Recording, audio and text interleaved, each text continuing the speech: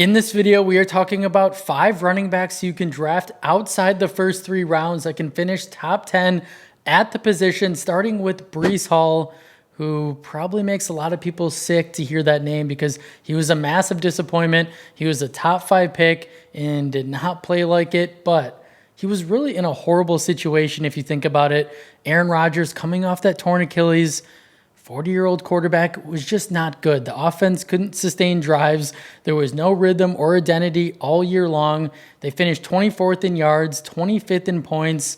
They didn't want to run the football because they had Aaron Rodgers, so they were dead last in rush attempts.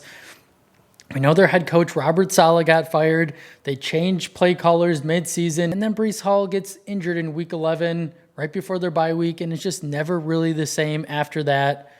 All that being said, Breece somehow managed to still finish as RB17 in fantasy points per game. He was 15th in explosive run rate, 16th in yards after contact per attempt. Not terrible considering the circumstances, but still obviously not what you were looking for when you took him in round 1. Now you insert that new coaching staff. Head coach Aaron Glenn now comes over from Detroit where he was the defensive coordinator. They bring Tanner Engstrand from Detroit, who is now the new offensive coordinator. It can't get much worse. The play calling has to be better this season. We know Glenn made that comment in March, I believe, that it's going to be a 3-headed backfield. Not buying that at all. Maybe that's some motivation for Breece, but we know Hall is the most talented running back on this roster. I would not read too much into those comments in the beginning of March. There's not much merit there. The Jets then went out, signed Justin Fields to a 2-year, $40 million deal. I think that's good news for Breece because I expect the Jets to run the football a lot, and I think Fields is going to open up some of those running lanes for Breece in the RPO game. Think about Lamar Jackson and Derrick Henry. Maybe not the same players, but you get the idea. Fields is also probably going to check down the ball to Breece more than people are expecting. I think Breece has RB1 overall upside. I know a lot of people aren't going to like to hear it, but he's still an elite talent.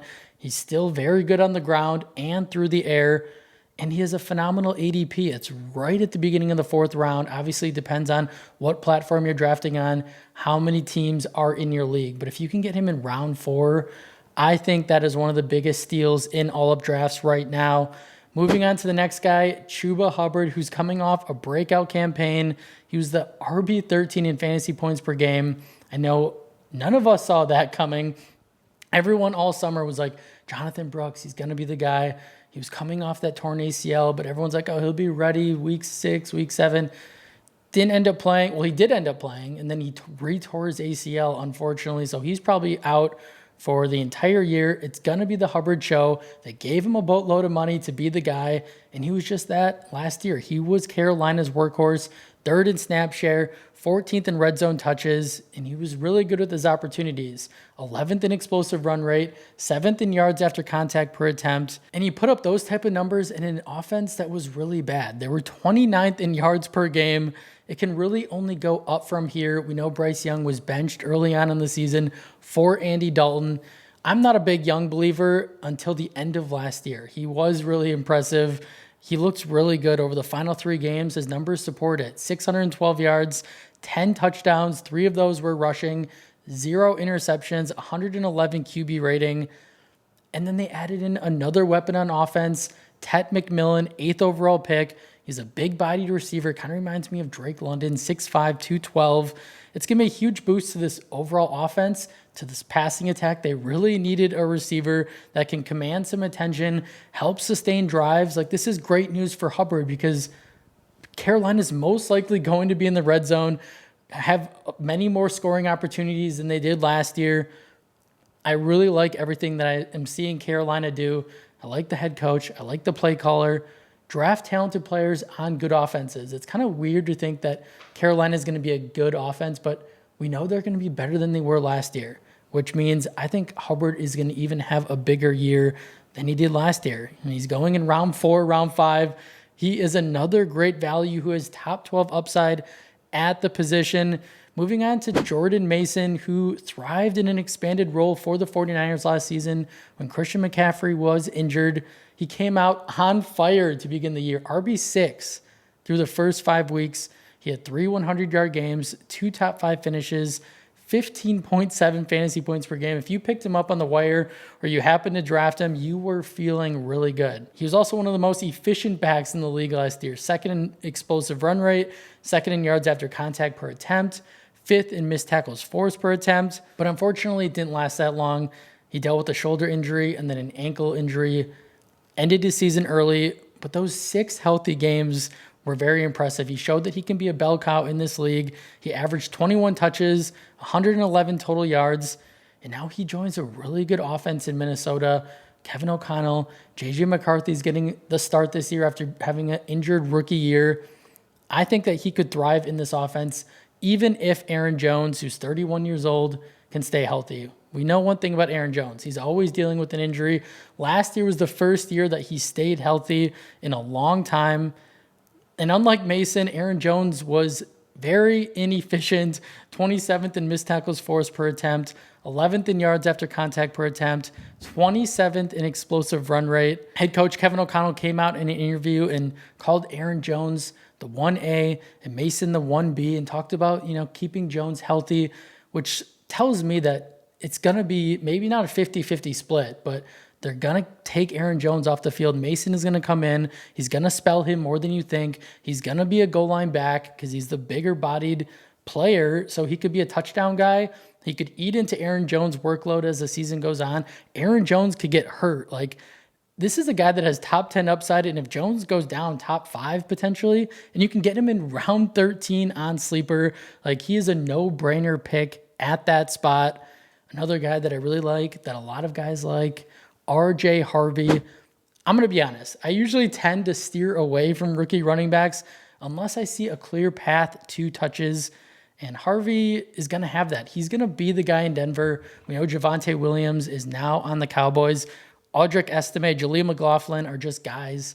They couldn't carve out a role last year in a really bad running back room, so I'm not expecting much from them. Harvey has that draft capital. He was a second-round pick. He was hand-selected by the mastermind himself, Sean Payton.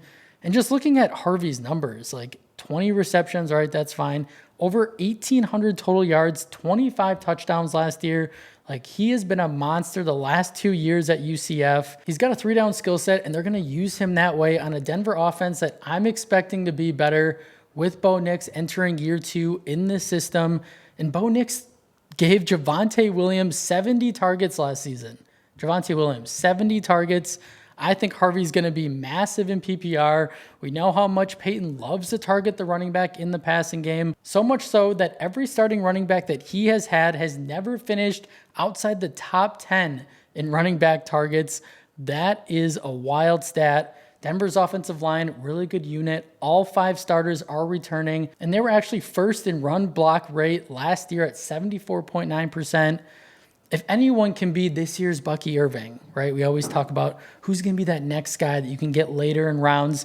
It's going to be Harvey. I mean, his ADP is a little bit elevated. He is getting a lot of hype right now. You're going to have to spend a round 6, round 7 pick to get him. But I love drafting a stud running back early and then waiting for a guy like Harvey in the later rounds onto the last guy, who for some reason, I don't know why, is just not getting a lot of love right now, and I think he should be.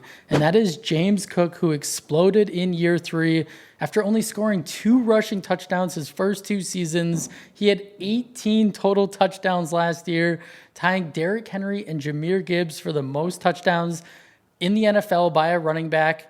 And he had significantly less touches. Derrick Henry led the way with 344 touches. Gibbs had 302 touches. And then Cook had 239 and finished as the RB11 in fantasy points per game. There's no other way to slice it. Cook is a really talented back. Yes, he's going to see regression in the touchdown department, but he only played 48% of Buffalo's offensive snaps last year, so he's going to have a bigger role this year. He has to. After what he did last year, he's going to be on the field more. So even if his touchdowns go down, he's going to have more yards, more receptions. It's all going to even out. I like Ray Davis as a nice back, but he's not going to eat into Cook's workload at all. I think Cook deserves a bigger role. I think he deserves a new contract. He single-handedly led Buffalo to some wins last year. And if you look at this Bills roster, look at this depth chart, there's an argument that Cook is the second best player on this offense outside of Josh Allen. Khalil Shakir, maybe, but I would still give Cook the edge there. He's that good. We know Buffalo is going to continue to remain run heavy under offensive coordinator Joe Brady. They ran the ball at the 4th highest clip last year. It's going to be much of the same this year. They have a strong offensive line. All 5 starters are returning. It just feels like Cook isn't getting talked enough about, which is great because a guy who's coming off a season where he scored 18 total touchdowns, whether you want to call it fluky or not, and you can get him in round 4, right around where Breece Hall is going, like we will take him on this channel at a discount. We love the value. I think he's a guy that's going to drastically outperform his ADP. So those are 5 running backs for you guys that you need to be targeting. That's all I have for you guys today. Thank you so much for watching. If you enjoyed the video, please leave a like, subscribe to the channel, and I'll see you in the next one.